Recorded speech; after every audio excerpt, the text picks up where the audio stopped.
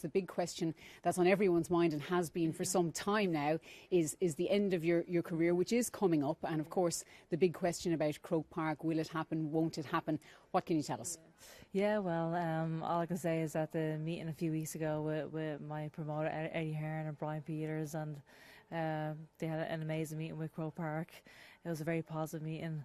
That's all I can say. That I haven't no other confirmation other than that.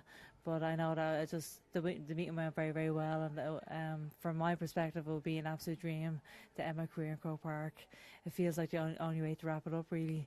I fought all around the world. The Irish people have travelled and spent their hard-earned money to watch me fighting all around the world, and I'm so grateful. So I just want to put on a performance worthy of their support and their encouragement. And I think it'll be a very, very special night. And I get emotional sometimes thinking about all the stadiums around the world, singing Ole, Ole, Ole. I want to bring that song back home, and I think it will be a very, very special night. And there's obviously lots of considerations to making the fight happen at Croke Park, but I think we're on the right route, and so please God, we'll hear some news soon. A long-held dream, as you say. Is it frustrating at this stage, or how much hope do you hold out? I'm very, very hopeful. Like I said, I know that the meeting did go very, very well. It was a very positive meeting. I think everybody seems to be on board. We're just waiting for confirmation. We're just waiting for a fight date now. But I'm still in the gym training. I'm not far away from fight ready. So once the date and once the fight is locked in, that's when I'll be focused on the actual fight itself. So we're just waiting to see what happens. There's talk of a September date. Is that in the mix, or what else needs to happen at this stage to get it across the line? Yeah, I'm not too sure. I know that, like I said, my team are working very, very hard behind the lines. My manager, Brian Peters, is working very hard. Eddie Hearn is working very hard. They're having constant meetings and they're in constant communication with the people from Croke Park. So I'm not too sure. I don't really know what happens behind the scenes. I'm just in the gym every day myself. I do my job and they do theirs. I'm just hoping that we'll hear some confirmation soon, because I think everybody's waiting to hear about it. But like I said, from my perspective, it would be the icing on the cake if I end my career in Croke Park. I fought in Madison Square Garden. I fought in the XL Arena in London. I've fought all around the world. This might even top it, to be honest, if I ended my career here. So here's hoping.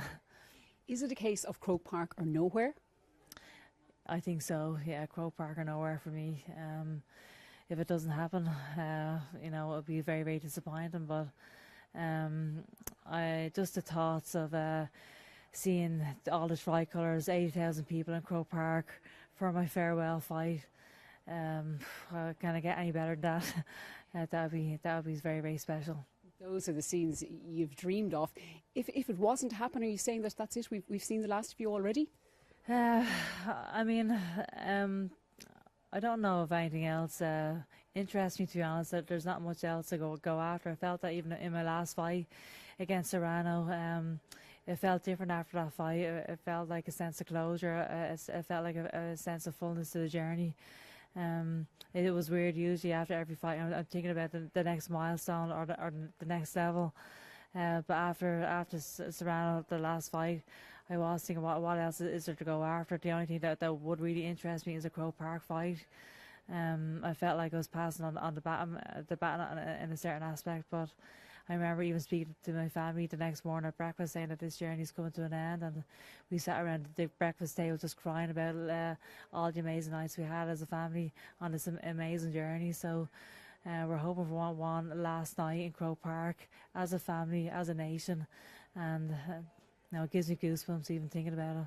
I suppose so. You're still in limbo then, waiting for that confirmation. Is that hard then to keep going and to keep fully focused in training? Yeah, I love to train anyway, so it's not really an issue for me. It's I'm constantly in the gym anyway, so either way, I'm keeping myself fit and healthy and ready for whatever it is next. What about opponents? Do you have strong thoughts on that? There's talk of Holly Holm, of Cameron for the third time. What are your thoughts? What's your preferred option? Yeah, I'm not really too sure, to be honest. There's no opponents confirmed either, but I'm willing and ready to fight against anybody, whether it's Holly Holm, whether it's Chantal, whether it's anybody else, really. I'm ready and willing to step into the ring with anyone. I think my whole career has stated that I've never backed down from any challenge or any fight.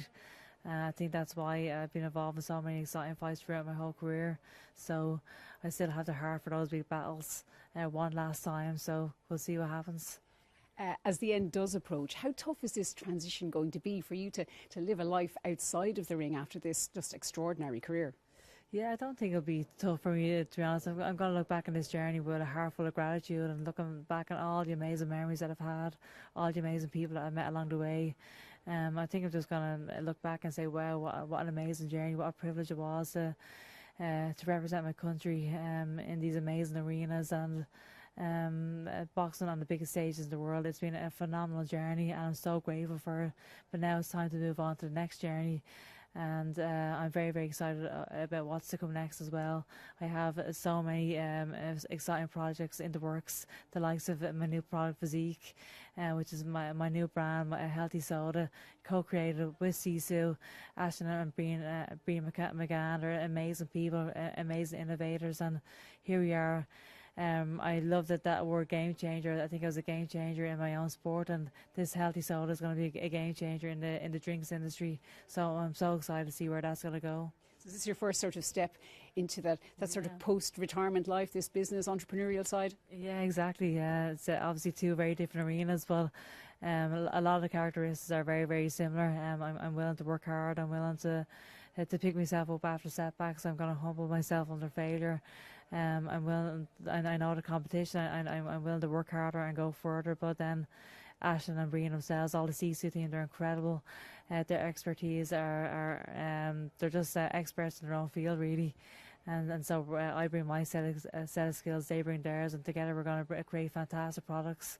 And I have to say that we're very, very excited about this. And like I said, I think this is going to go very, very far. So just finally then, as you look ahead to that sort of new life, there's still that final chapter though that you want to get across the line. What are you going to be saying to all the people around you, to government, to Croke Park, to your managers, to your promoters, to get this done? Yeah, just please make it happen. Whatever it takes, please make it happen. But I know that there's obviously, like I said, a lot of considerations to making it happen, but it would be the icing on the cake for me if it did happen. End of my career in our most iconic venue in Croke Park. It gives me goosebumps thinking about it, so let's go. Thanks, Katie. Best of luck. Thank you so much.